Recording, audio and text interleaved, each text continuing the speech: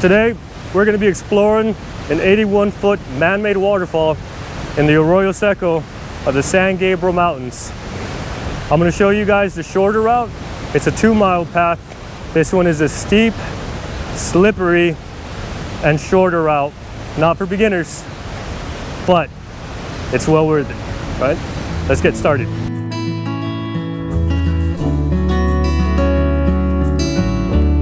I literally just started like 3-4 minutes ago, and I can already hear the sound of the river.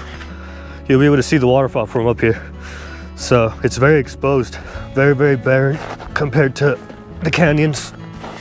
A lot of shrubs, chaparral, but still very exposed to the wind and the elements. So if it's a cold day, bring some extra layers up here for this top part. Oh snap, look at that. There's a waterfall over on the other side, right there. This canyon, this is called Falls Canyon for a reason. This waterfall only flows when there's a lot of water. You're not always gonna see it flowing, so this is a real treat. It's pretty big too. I can see 3 tiers from here. Looks like it's about 50 feet high, at least. Let me see if I can get a closer look.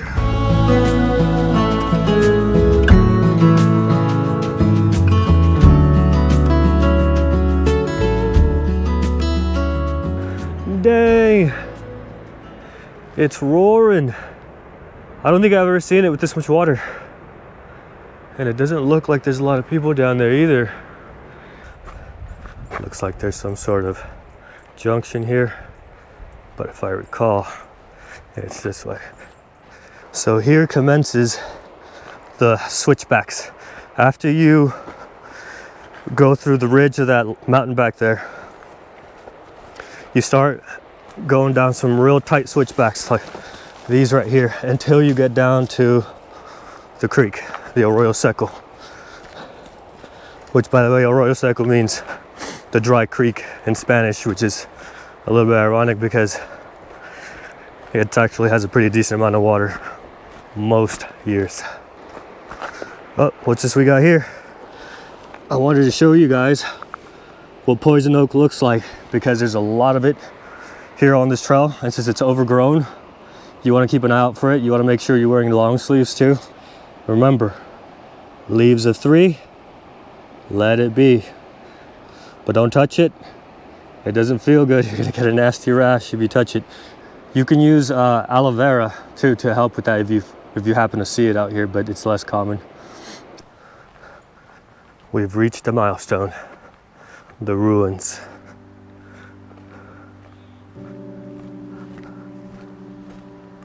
When you see these, you're basically almost down to the bottom.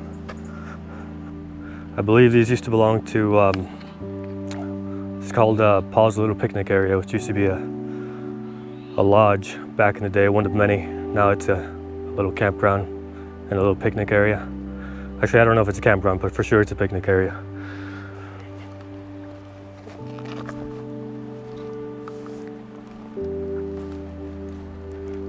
What is this? It almost looks like those things that they use for gold panning. A pan, I guess. That might be the chimney over there. But yeah, this makes sense. This was probably a lodge people used to stay at back in the day.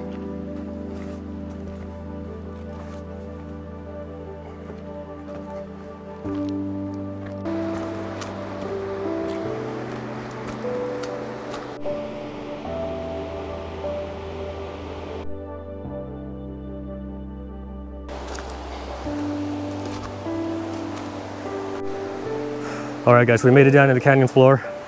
When you get here, you make a left, okay? So normally when you're crossing a creek, you want to cross where it's the widest because that's where it's the most shallow.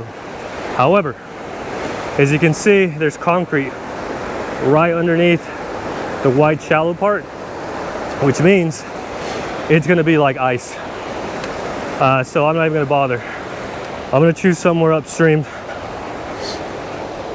and see if I can find a good spot that that'll allow me to cross. I see a little sand bank that goes up there. But honestly, I think my best bet's gonna be like right here. Right there, just straight up across. Believe it or not, even a foot of water is enough to knock you off balance. So, here we go.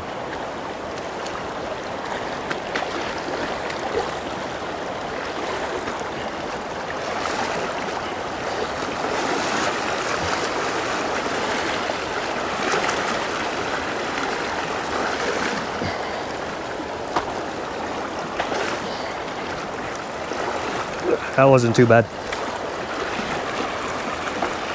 I want to say the worst one I've been in is the San Gabriel River. I think it was in the year August of 2023. That one was steep. I mean steep, that one was deep and strong. This one wasn't too bad. It was only about a foot deep. I'll leave this here so I can use it on the way back.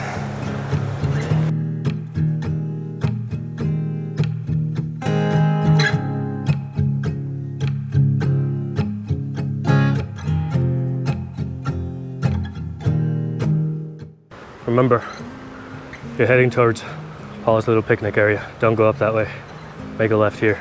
The sun came out as soon as I crossed the creek. I'll take it as the mountain god smiled upon me. I've only ran into one other person here too. One guy, that's it. Just one other person. I honestly expected a lot more. It is Friday, but I've gone to many places on Fridays and usually there's a lot of people. I would have thought that the excess water would have attracted more people to come and see the waterfall, but I was wrong. If you're lucky, you might see some people riding the horses around here. This is where they tie them up. We've arrived at Paul's little picnic area. Let's go check out the ruins. Hey, this is a nice little stone cabin.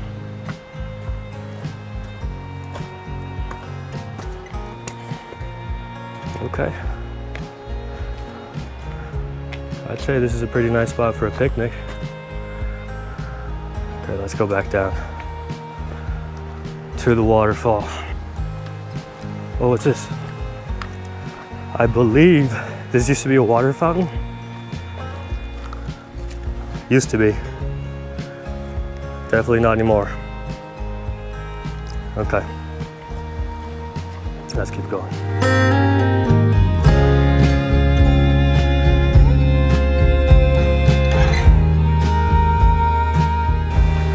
We got another creek crossing. Looks a little bit easier over here.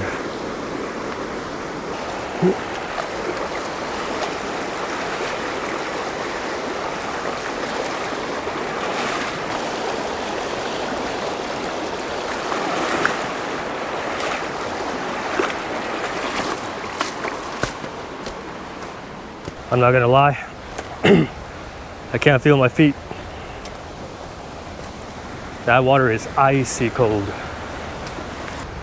We made it to the falls. You guys gotta see this. Holy moly.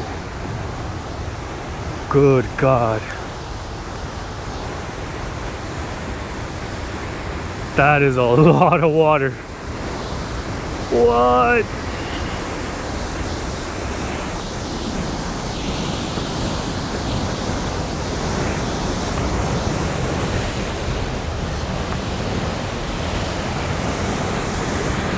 What? Guys, I am the only person here at the falls. I have it to myself. I don't know how close I'm gonna be able to get because there's so much mist that it just flies all over the camera. But we'll give it a go.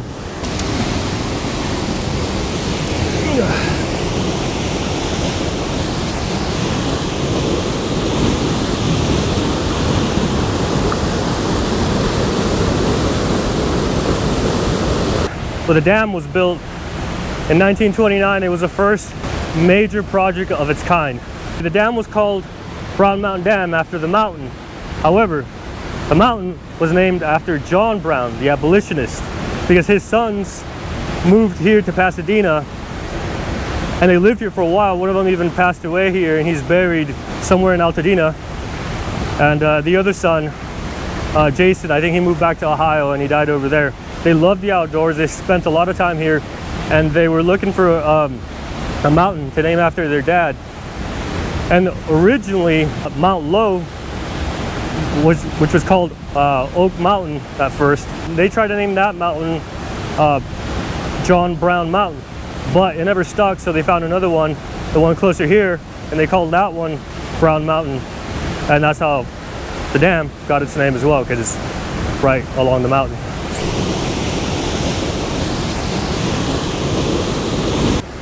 There's only one thing left to do, and that's to get some awesome drone shots, so let's do it.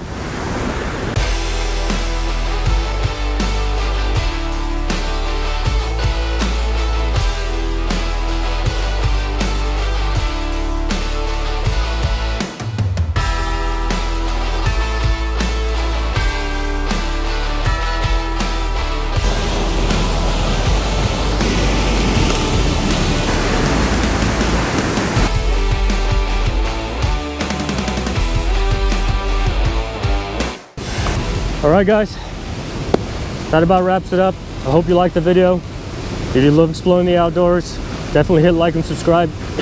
We're going to be exploring a lot of cool places that I promise you've never even heard of. So stay tuned for the next one. See ya.